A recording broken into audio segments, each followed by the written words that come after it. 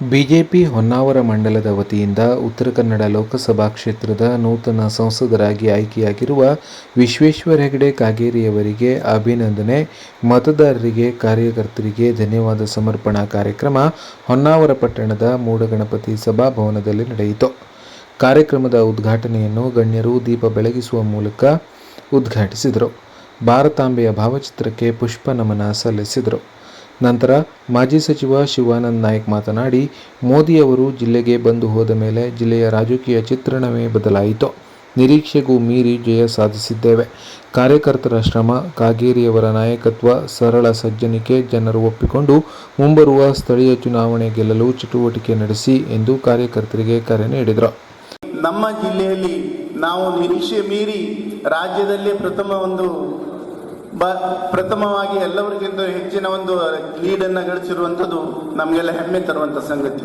ಇದಕ್ಕೆಲ್ಲ ಕಾರಣ ಇಲ್ಲಿ ಕೂತಿರುವಂಥ ಕಾರ್ಯಕರ್ತರು, ಅವರ ಶ್ರಮ, ಅವರ ಪರಿಶ್ರಮದಿಂದ ನಾವು ಈ ಒಂದು ಚುನಾವಣೆಯಲ್ಲಿ ಗೆಲುವನ್ನು ಸಾಧಿಸಿದಂತೆ ನಾನಂತೂ ಭಾವಿಸಿಕೊಂಡಿದ್ದೇನೆ.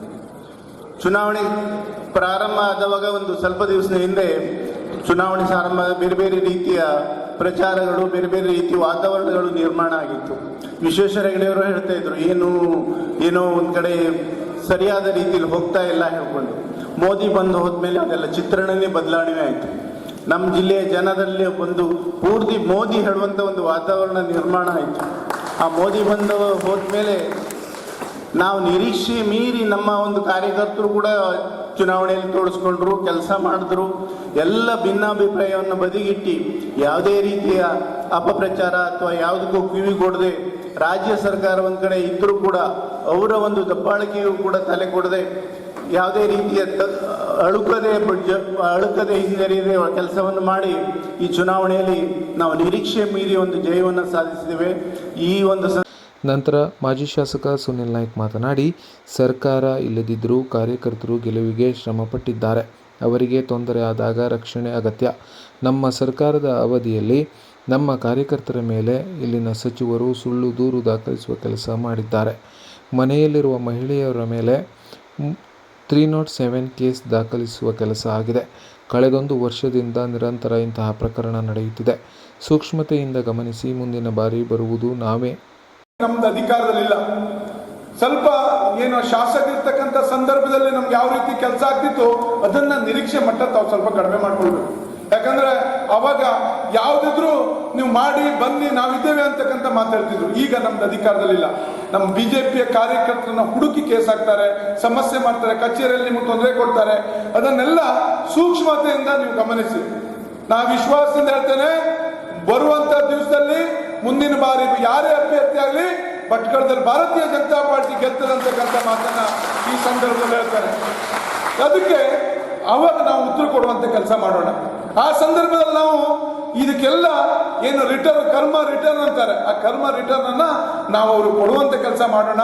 ಕಾರ್ಯಕರ್ತರು ಸ್ವಲ್ಪ ಸಂಯಮದಿಂದ ಇರಬೇಕು. ಮುಂದಿನ ಜೀವನದಲ್ಲಿ ನಿಮ್ಮ ಜೊತೆ ಸದಾ ಕಾರ್ಯಕರ್ತನಾಗಿ ಶಾಸಕ ಇರಬೇಕಾದ್ರೂ ನಾನು ಯಾವತ್ತೂ ಶಾಸಕ ಅಂತ ರೀತಿಯಲ್ಲಿ ಇರಲಿಲ್ಲ.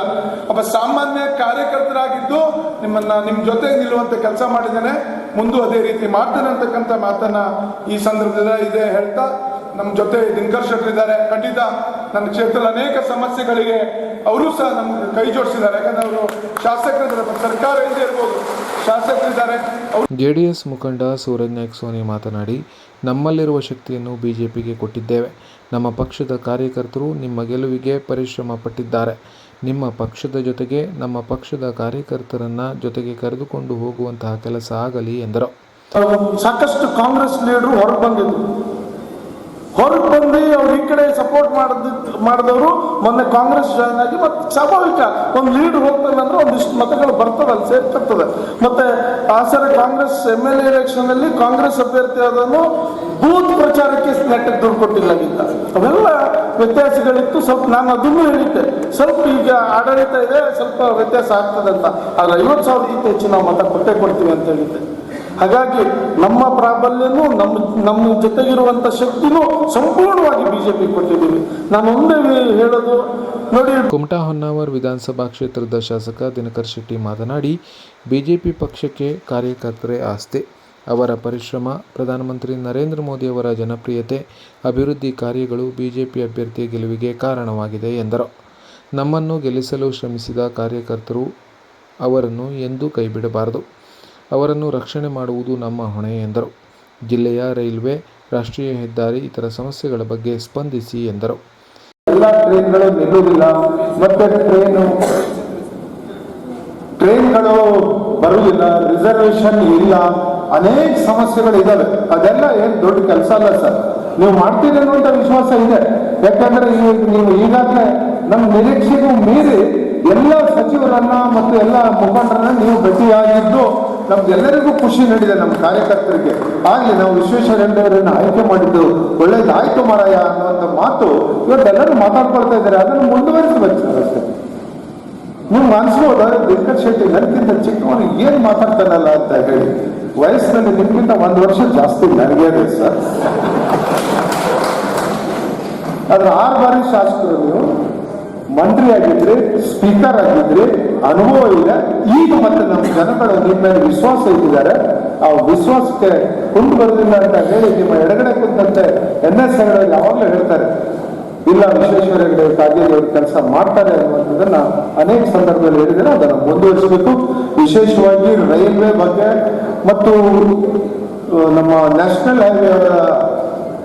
ಈ ಸಂದರ್ಭದಲ್ಲಿ ಬಿಜೆಪಿ, ಜೆಡಿಎಸ್ ವತಿಯಿಂದ ನೂತನ ಸಂಸದರನ್ನು ಸನ್ಮಾನಿಸಿ ಗೌರವಿಸಲಾಯಿತು. ಅಭಿನಂದನೆ ಸ್ವೀಕರಿಸಿದ ಸಂಸದ ವಿಶ್ವೇಶ್ವರ ಹೆಗಡೆ ಕಾಗೇರಿ ಮಾತನಾಡಿ, ಈ ಬಾರಿ ರಾಜ್ಯದಲ್ಲಿ ಜೆಡಿಎಸ್, ಬಿಜೆಪಿ ಹಾಲು ಸಕ್ಕರೆಯಂತೆ ಕೆಲಸ ಮಾಡಿದೆ. ಜಿಲ್ಲೆಯಲ್ಲಿ ಸರಿಸುಮಾರು 62% ಮತ ಬಿಜೆಪಿ ಅಭ್ಯರ್ಥಿಗೆ ನೀಡಿದ್ದಾರೆ ಎಂದರೆ ಮತದಾರ ಪ್ರಭುಗಳು ಬಿಜೆಪಿ ಮೇಲೆ ಎಷ್ಟು ಅಭಿಮಾನ ಹೊಂದಿದ್ದಾರೆ ಎನ್ನುವುದು ತಿಳಿಯುತ್ತದೆ.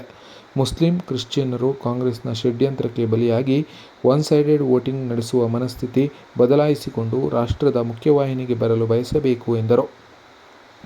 ಒಳ ಹೊಡೆತ ನೋಟಾ ಚಲಾಯಿಸಲು ಸಂದೇಶ ನೀಡಿದರೂ ಸಹ ನೋಟಾ ಕಡಿಮೆಯಾಗಿದೆ. ಇದು ಮೋದಿಯವರ ಅಭಿಮಾನಕ್ಕೆ ಸಾಕ್ಷಿಯಾಗಿದೆ. 3 ಲಕ್ಷಕ್ಕೂ ಅಧಿಕ ಅಂತರದ ಮತ ನೀಡಿ ನನ್ನ ಮೇಲೆ 1000 ಪಟ್ಟು ಜವಾಬ್ದಾರಿ ಹೆಚ್ಚಿಸಿದ್ದಾರೆ. ಮೋದಿಯವರ ವಿಕಸಿತ ಭಾರತಕ್ಕಾಗಿ ಸಂಕಲ್ಪಿಸಿದಂತೆ ದುಡಿಯುತ್ತಾರೆ. ಅಭಿವೃದ್ಧಿ ಕೆಲಸಗಳ ಸರಮಾಲೆಯೇ ಮುಂದೆ ಇದೆ. ಅವರು ನೀಡುವ ಯೋಜನೆ ನಮ್ಮ ಕ್ಷೇತ್ರಕ್ಕೆ ಬರುವಂತೆ ಮಾಡೋಣ ಎಂದು ಭರವಸೆ ನೀಡಿದರು. ಜನತೆಯ ವಿಶ್ವಾಸಕ್ಕೆ ತಕ್ಕಂತೆ ಆಡಳಿತ ನೀಡೋಣ. ಅರಣ್ಯ ಭೂಮಿಯಲ್ಲಿ ವಾಸಿಸುವವರಿಗೆ ಏನೂ ತೊಂದರೆ ಆಗದಂತೆ ನೋಡಿಕೊಳ್ಳುವ ಜವಾಬ್ದಾರಿ ನಮ್ಮದು. ಜಿಲ್ಲೆಯ ದೂರವಾಣಿ ಸಮಸ್ಯೆ ಬಗೆಹರಿಸುವ ನಿಟ್ಟಿನಲ್ಲಿಯೂ ಅಧಿಕಾರಿಗಳೊಂದಿಗೆ ಮಾತನಾಡಿದ್ದೇನೆ. ಜಿಲ್ಲೆಗೆ ಆಗಮಿಸಲಿರುವ ಪ್ರಧಾನಿ ಮೋದಿ ಅವರು ಚುನಾವಣೆಯಲ್ಲಿ ಜೆಡಿಎಸ್ ಮೈತ್ರಿಯಾಗಿದ್ದರೆ ಇಂದು ರಾಜ್ಯದಲ್ಲಿ ನಾವು ಅಧಿಕಾರದಲ್ಲಿರುತ್ತಿದ್ದೆವು. ಈ ಮೈತ್ರಿ ಹೇಗೆ ಮುಂದುವರಿಸಿಕೊಂಡು ಹೋಗೋಣ. ಈ ಮೈತ್ರಿ ಮಧ್ಯೆ ಬಿರುಕು ಮೂಡಿಸುವ ಮಾತುಗಳು ಕೇಳಿ ಬಂದರೆ ನಮ್ಮ ಗಮನಕ್ಕೆ ತನ್ನಿ. ಇಬ್ಬರ ನಡುವೆ ವಿಶ್ವಾಸದ ಕೊರತೆ ಆಗಬಾರದು ಎಂದರು. ಗುಂಡ್ಮಾಳ ನೆರೆಪೀಡಿತ ಪ್ರದೇಶದ ಕಾಳಜಿ ಕೇಂದ್ರಕ್ಕೆ ಭೇಟಿ ನೀಡಿದ ಅವರು ನೆರೆ ಸಂತ್ರಸ್ತರು ಎಸಿಯವರ ಬಳಿ ಜನರೇಟರ್ ಬಗ್ಗೆ ಕೇಳಿದಾಗ ಕ್ಯಾಂಡಲ್ ನೀಡುತ್ತೇನೆ ಎಂದು ಸ್ಪಂದಿಸಬೇಕಾದ ಅಧಿಕಾರಿಗಳು ಬೇಜವಾಬ್ದಾರಿತನದಿಂದ ವರ್ತಿಸುವುದು ಸರಿಯಾದ ಕ್ರಮವಲ್ಲ. ಕಾನೂನು ಎಲ್ಲರಿಗೂ ಒಂದೇ. ಮಾನವೀಯತೆಯಿಂದ ಸ್ಪಂದಿಸಿ ಎಂದು ಅಧಿಕಾರಿಗಳಿಗೆ ಎಚ್ಚರಿಕೆ ಸಂದೇಶ ನೀಡಿದರು. ನಿಮ್ಮೆಲ್ಲರ ವಿಶ್ವಾಸಕ್ಕೆ ತಕ್ಕಂತೆ ಕೆಲಸ ಮಾಡುತ್ತೇನೆ ಎಂದು ಭರವಸೆ ನೀಡಿದರು.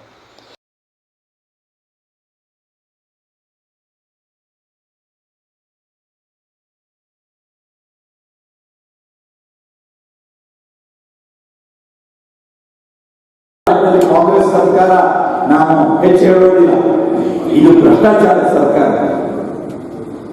ಇದು ಅಭಿವೃದ್ಧಿ ಶೂನ್ಯವಾದ ಸರ್ಕಾರ, ಇದು ಅಲ್ಪಸಂಖ್ಯಾತರ ಓಲೈಕೆ ಮಾಡಿ ಬಹುಸಂಖ್ಯಾತ ಹಿಂದೂಗಳ ಭಾವನೆಯನ್ನು ಧಿಕ್ಕರಿಸುವಂತಹ ಸರ್ಕಾರ, ಇದು ಕಾನೂನು ಶಾಂತಿ ಸುವ್ಯವಸ್ಥೆಯನ್ನು ಹದಗೆಡಿಸಿರುವಂತಹ ಸರ್ಕಾರ. ಈ ಕಾಂಗ್ರೆಸ್ ಸರ್ಕಾರದ ಬಗ್ಗೆ ಎಷ್ಟು ಹೇಳಿದ್ರು ಕಡಿಮೆ ಅನ್ನುವಷ್ಟು ಆರೋಪವನ್ನ ನಾವು ಮಾಡುವುದು ಮತ್ತು ತಪ್ಪುಗಳನ್ನು ನಾವು ಮಾಡ್ತಾ ಇದ್ದಾರೆ. ನಾವು ಅಧಿಕೃತ ವಿರೋಧ ಪಕ್ಷವಾಗಿ ಈ ಸರ್ಕಾರವನ್ನು ಸರಿದಾರಿ ತರುವಂತಹ ಪ್ರಯತ್ನವನ್ನ ಜನರನ್ನ ಸಂಘಟಿಸಿದ ಜನರಲ್ಲಿ ಜಾಗೃತಿ ಮೂಡಿಸ್ತಾ ನಾವು ಮುನ್ನಡೆಯೋಣ. ನಾವು ಮುನ್ನಡೆಯಬೇಕಾದ ಪ್ರಜಾಪ್ರಭುತ್ವದಲ್ಲಿ ವಿರೋಧಿ ಪಕ್ಷದ ಜವಾಬ್ದಾರಿ, ಅದನ್ನು ಮುನ್ನಡೆಯೋಣ. ಆದರೆ ಇವರೇನು ಸರಿದಾರಿಯಲ್ಲಿ ನಡೀತಾರೆ ಅನ್ನುವಂಥ ವಿಶ್ವಾಸದ ವಾತಾವರಣ ಇಲ್ಲ. ಮತ್ತು ಮುಂದಿನ ದಿನಗಳಲ್ಲಿ ಈ ಕಾಂಗ್ರೆಸ್ನವರು ಅವರಷ್ಟಕ್ಕೆ ಅವರೇ ಬಿದ್ದೋಗಿ ನಾವೇ ಸರ್ಕಾರ ಮಾಡೋ ಸ್ಥಿತಿ ಬರುತ್ತೆ ಅನ್ನುವಂಥ ವಿಶ್ವಾಸದಲ್ಲಿ ನಾವು ಮುನ್ನಡೆಯೋಣ.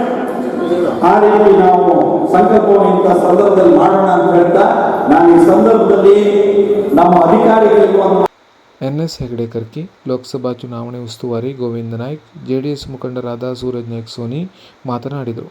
ವೇದಿಕೆಯಲ್ಲಿ ಬಿಜೆಪಿ ಪ್ರಮುಖರಾದ Venkatesh Naik, Umesh Naik, MG Naik, Raju Bhandari, Vinod Naik Rayalkeri, Hemant Gaonkar, GG Shankar, MG Bhat, Deepak Naik, JDS ಮುಖಂಡರಾದ ಸೂರಜ್ ನಾಯ್ಕ್ ಸೋನಿ, ಟಿಟಿ ನಾಯ್ಕ್, ಗೋವಿಂದ್ ಗೌಡ, ಟಿಪಿ ನಾಯ್ಕ್ ಮುಂತಾದವರು ಉಪಸ್ಥಿತರಿದ್ದರು. ಬಿಜೆಪಿ ಮಂಡಲಾಧ್ಯಕ್ಷ ಮಂಜುನಾಥ್ ನಾಯ್ಕ್ ಸ್ವಾಗತಿಸಿ ಪ್ರಾಸ್ತಾವಿಕವಾಗಿ ಮಾತನಾಡಿದರು. ಗಣಪತಿ ಗೌಡ ನಿರ್ವಹಿಸಿದರು. ಯೋಗೇಶ್ ಮೇಸ್ತಾ ವಂದಿಸಿದರು.